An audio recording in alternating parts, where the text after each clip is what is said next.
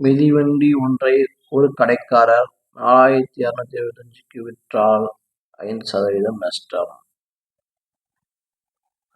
அவர் 5% லாபம் பெற என்ன விலைக்கு விற்க வேண்டும்? இது வந்து 4265 5% நஷ்டம் சொல்லிட்டாங்க. அப்படின்னும் போது 95% மதிப்பு 4275. அவங்க 5% லாபம் வரணுன்றான். அப்போ 105% எவ்வளவு விலை இருக்கணும்? ஓகேவா? புரிஞ்சுச்சா? 95% மதிப்பு தான் 4275. ஏன்னா 100%, அதில் 5% நஷ்டம் ஆயிடுச்சுன்னா 95% தான். 4000 ப்ளஸ் 5% போட்டால் 105%. எவ்வளோ நான் விற்கணும்னு கேட்குறேன். இப்போ 4075 95 போட்டால் எவ்வளோ போகணும்?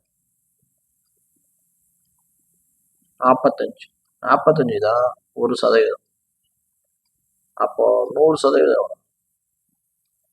45 கூட 100 பேருக்குன்னா 4500. ஓகேவா? இப்போ இதில் 5% சேர்க்கணும். 10% எவ்வளோ? 450. ஒரு கேன்சல் ஆகிடும். அதில் அது பாதி 225. 225 சேர்த்தா 4725. 105% எவ்வளோ? 4725. அதான் விடைங்க. அது எப்படி ஃபார்முலா பார்க்கலாமா? மிதிவண்டியின் விற்ற விலை 4725, நஷ்டம் 5%. அடக்க விலைக்கு கொண்டு வந்தது 100/100 மைனஸ் நஷ்ட சதவீதம் இன்ட்டு விற்ற விலை. 100/100 எவ்வளோப்பா? 100ல் 90%, 5% நஷ்டம்னா 95 இன்ட்டு அதுக்கு விற்ற விலை எவ்வளோது? 4225. கேன்சல் பண்ணால் 4500. 100% வந்துச்சா? அடக்க விலை தான். இப்போ அந்த அடக்க விலையிலேருந்து 5% லாபம் பண்ண என்ன பண்ணுவோம்? இங்கே மைனஸ் பண்ணணும், இங்கே ப்ளஸ் பண்ணணும்.